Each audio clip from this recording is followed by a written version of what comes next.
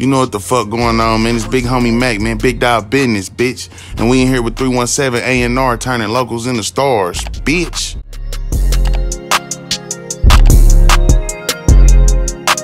Yeah, I'm ready to go. Let's get it in.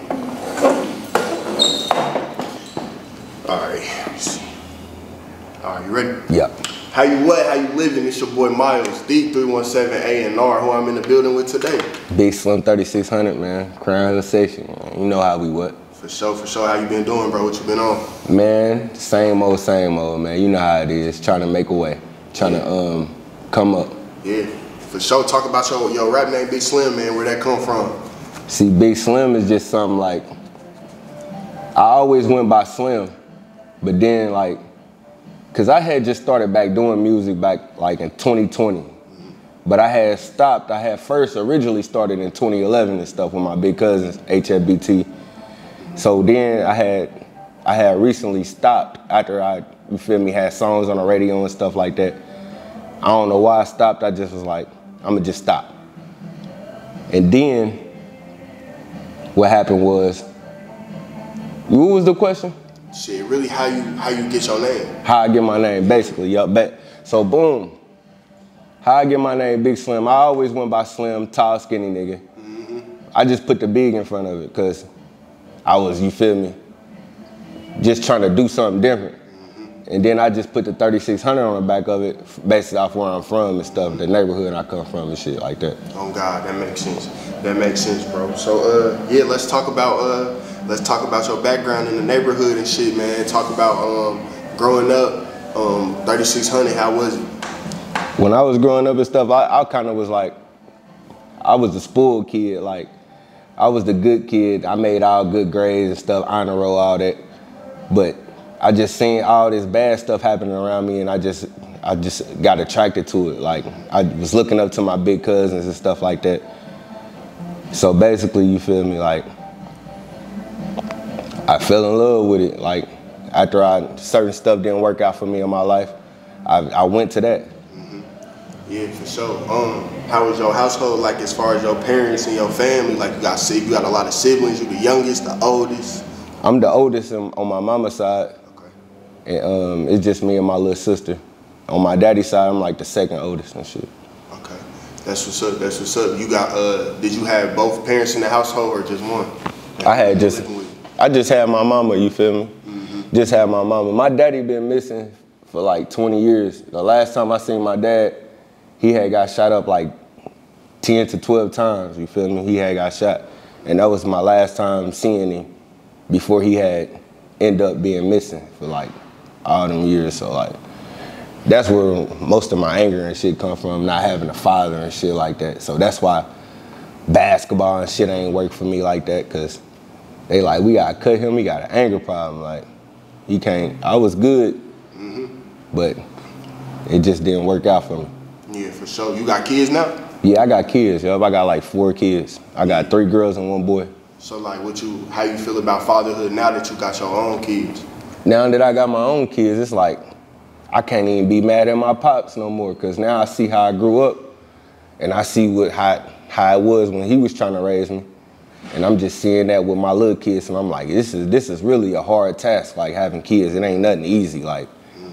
So it just made me like, damn, like, I gotta buckle up, tighten up out here, you feel me? I got little kids looking after me, like, I mean, looking up to me, and I gotta look after them. So it's like, I gotta tighten up, like. Yeah. So, like, talk about, like you said, like when you was growing up, some bad shit, like, kind of attracted you. Yeah. You was attracted to it type shit when you seen it and fell in love with it. Yeah. Around what age do you feel like you started, like, doing your own shit, you know what I'm saying, and rebelling type? I always was like that. I ain't gonna lie, I always was rebellious. It's crazy, because I always was like that. I remember being in 2nd grade, I found my grandmother's gun, I took it to school. Second grade and middle school, so it was just little stuff like that. Like, I'm a good kid, honor roll student, but once you set them pens and them books down, like, I'm gonna get in trouble, like. That's just how it was. Like, I'm gonna get in trouble. Yeah, yup. I finished high school, yup. What's up? Where you go to? Where you finished from? Or all the schools you attended? I went to see, when I was little, I started out in like in Crown Hill section, like so. When I was little, but then as I grew up, you feel me? My mom moved far east, so I went to Arlington. You feel me? I went to Arlington, but I graduated. She moved again. I graduated from Decatur Central. So, you feel me? I was a good student. You feel me? I was just focused on playing basketball, trying to make it out the hood. You feel me? Yeah. What would you say is like? Was it? I asked you this. Was it a kind of like a culture shock or like a change? It was. Going from like, you feel me, even going from Crown Hill to Far East, but then going from Far East to Decatur, shit, it's damn near white people everywhere. And it's just different. How was that? How was you dealing with that? Because I had to deal with the same thing in school. Man. Was they judging you? Did you feel they was racist? Like, what was it? Yes, it was all of that. Yeah.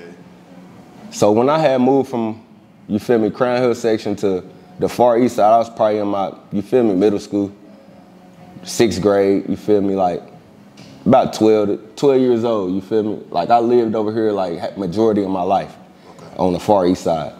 So it was like, I want to say like, it was different, bro. Like we in the projects, we come from like houses and shit. We gotta watch cuts, we gotta watch alleys, all type of shit. So it's like when I come on the Far East side, it's like, it's just different, like. And they'll judge you on this side of town if you coming from the west side. So I used to get jumped a lot. So, but after they seen how good I was in basketball and shit, they was like, this little nigga really special. Like he's one of us. Like, so I really gained a lot of respect out here too, though. At the same time.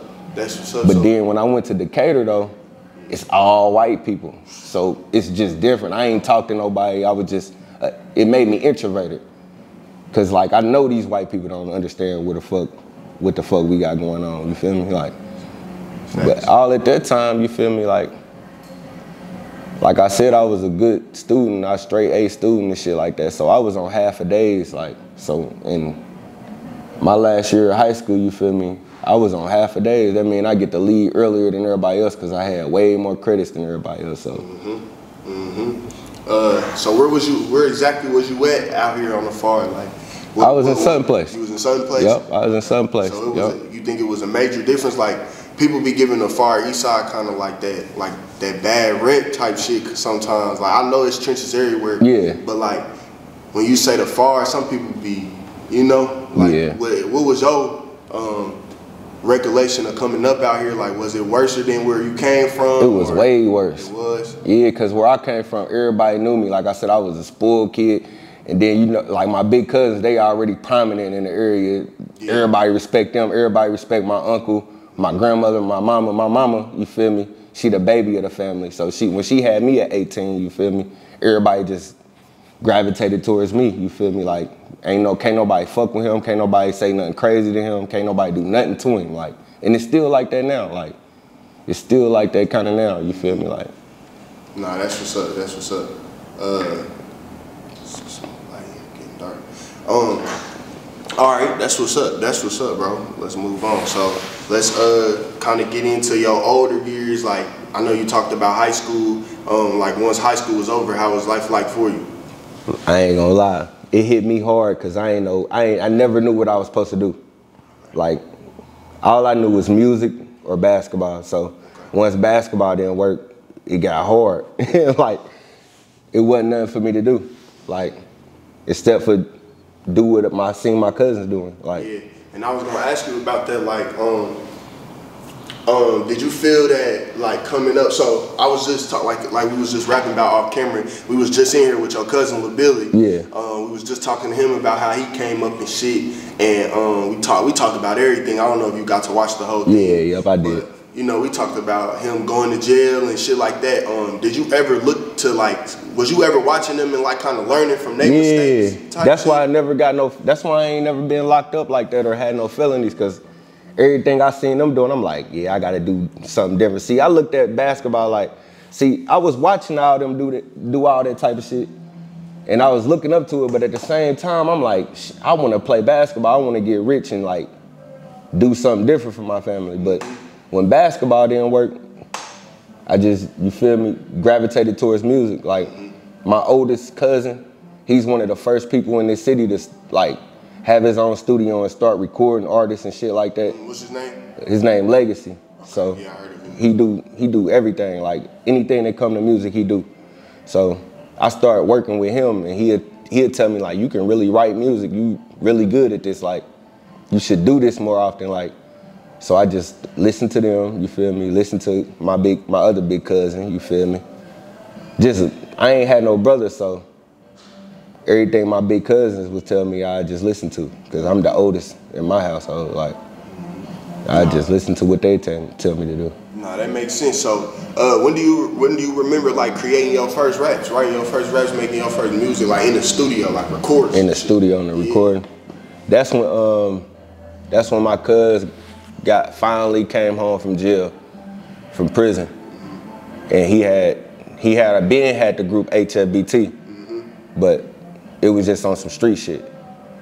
So then he came home and he tried to do rap shit. So I'm like, bet, we gonna support, and I'm gonna try to do this shit too, cause I been had this shit. Like, I been knowing how to make music and write, knowing all this shit. So I'm like, I'm gonna just follow his lead. You feel me? Whatever he say, you feel me? Like, if he tell me, nah, look, cause he probably about 5, 6, 7 years older than me. So if he tell me something, like, the way I used to rap, I was like a backpack rapper, like a struggle rapper or something like that. So he'd tell me, like, nah, look, cause we this, we that. So we gotta do this way and that way, to where the point where it's gonna gravitate, you know, supporters, like, cause we come from a different cloth, you feel me? Like, so I had to represent this shit the right way. Like, so it always started from then. Yeah. No, that makes sense. That makes sense. So, so when you did get in the booth and you start rapping and shit, and, like, you know, your cousins, your people that you was always linking with, they figured out you knew what you was doing, like, you was talented. Like, what was their reaction to the shit? Nothing, they were just telling me to keep doing this shit. Like, my bigger cousin Legacy I was telling you about, he been seeing, like, we really spent time in the studio, and he really seen me actually writing music and engineering myself. He'd teach me all that. So they just basically telling me to keep going, like, and they ain't gonna give me nothing, you feel me? So I had to make a way for myself, like. Yeah, nah, for sure. For sure, that makes sense too. Let's go down. So, talk about maybe some struggles that you had to learn regarding music and the music business. Like, is there something you had to learn that got you over the hump of being more confident, or just talk about that, like, coming up as far as confidence in your own self musically? Like, speaking on that, like, you just gotta know who you are, like, as a person, like, in order to be confident. Like, you gotta know who you are and what you bring to the table. When I was younger, I didn't have that much confidence, but I knew I was good at making a song. But this goes back to what y'all was talking about, like, as far as, like, you have an image to uphold, like, so I changed some certain stuff, like, to, you know, bring the audience in. Like I said, I started off as, like, a backpack rapper, like a J. Cole type person, like, just speaking my struggles. But as I grew up and I was in the streets more and was doing more shit and growing up, it just switched to being more of a Starlito type style. Like, now I can talk about more shit. And then I'm from the streets, so, like, it's just more of I'm talking about more of the street shit side. Like, but that's what made me versatile though. Like, I can talk about anything. It was kind of like a learning phase. Like, it make you talk about anything, like. Yeah. What would you say is the biggest, like, loss that you took in the streets? The biggest loss I took in the street is when I lost my best friend, Tyrus. That's somebody I'd be in the hood with, shooting dice every day with, you feel me? We riding every day, hustling. You feel me? This is the time where we trying to put other people on, like, we ain't really come up with our own shit, like, yet. It took me a while to learn to come up with your own shit. And how did you lose him? He lost his life. I don't even know how he lost his life, though. Like, nobody would tell me. Like, nobody never tell me shit. But I guess it was like a robbery gone wrong. I don't want to say, like, what exactly it was. I don't really know like that. But he did something, and they took his life. Like, this is my day one. Like, I gravitate to him more than anybody else. Like, we'd be in the car, and this was when 96.3 was around. We'd call 96.3, like, play that HFBT shit. And then 10 minutes later, they'd actually get on the radio and play that shit. Like, it's hard. So it was like we'd really be doing the groundwork with this shit. Like, really doing the groundwork. That's somebody who I really did the groundwork with, and you feel me? He ain't really here no more. So, but I still try to keep his name alive. I dropped the album on the day he died. I dropped the album, just trying to keep his name alive. You feel me? That's what's up. Trapping, you work too hard.